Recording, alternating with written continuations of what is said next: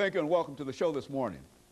The topic this morning is the impact of AIDS on African Americans. And we're fortunate this morning to have with us to talk about the impact of AIDS on African Americans, Mr. RCrowder. Mr. Crowder is the founder of an organization called StreetWorks.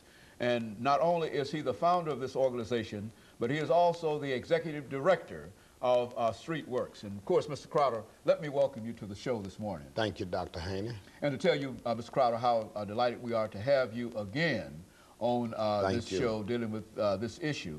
As a matter of fact, we've had you about 4 or 5 different times, and each time you bring us excellent information, and people who have an opportunity to see these shows have often remarked how courageous you are in terms of what you're doing and your whole attitude in reference to AIDS.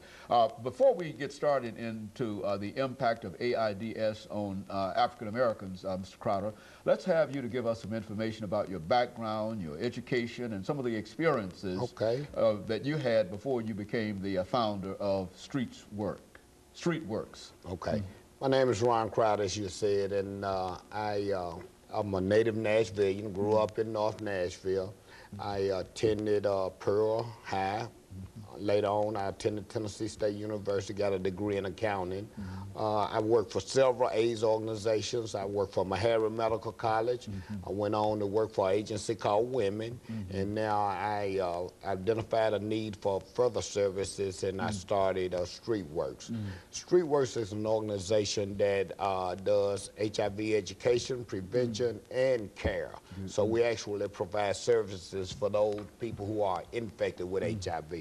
We're located at 1431 Joe Johnston in the John Henry Hale housing site, and our hours of operations are specifically 6 p.m. to 6 a.m.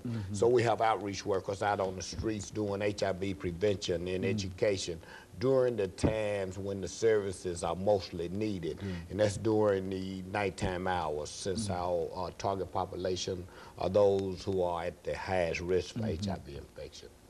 Okay, you talk about HIV and AIDS, Mr. Crowder, and I think we've talked about it on a number of occasions, but still there are some folks who really don't understand what AIDS and HIV is, and give it to us from that perspective so that the average person might understand what we're talking about here. HIV is an acronym for, an acronym for human immunodeficiency virus.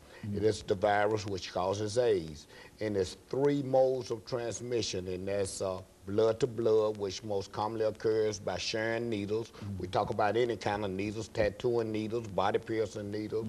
You can get it from sex, you know, unprotected sex with an infected person. Now that's important. One of the persons in the sexual act has to be infected. And the other mode of transmission is an infected mother can transmit the virus to her unborn child. Those are the only 3 ways you can get HIV. And there's 4 body fluids which transmit HIV, and that is blood, semen, vaginal secretions, and breast milk. And what I'm saying here is you have to get one of those body fluids of an infected person into your body. And right now, HIV is impacting African Americans at a disproportionate rate. We account for over half of all new infections. That 1 in 50 African American men is infected with HIV, and 1 in 160 African American women is infected with HIV. You know, Ms. Crowder, it seems to me, and I think this is the same question that we have to raise, and we've raised it before. It seems to me that if this disease is having such a tremendous impact, why is it that we don't hear that much about this disease, nor do we see that many people who are impacted with this disease? And where are these individuals that, when we say 1 out of 50, where are these individuals, and how do you know, I mean, how can you tell that they... Well, Dr. Haney, first of all, HIV has such a negative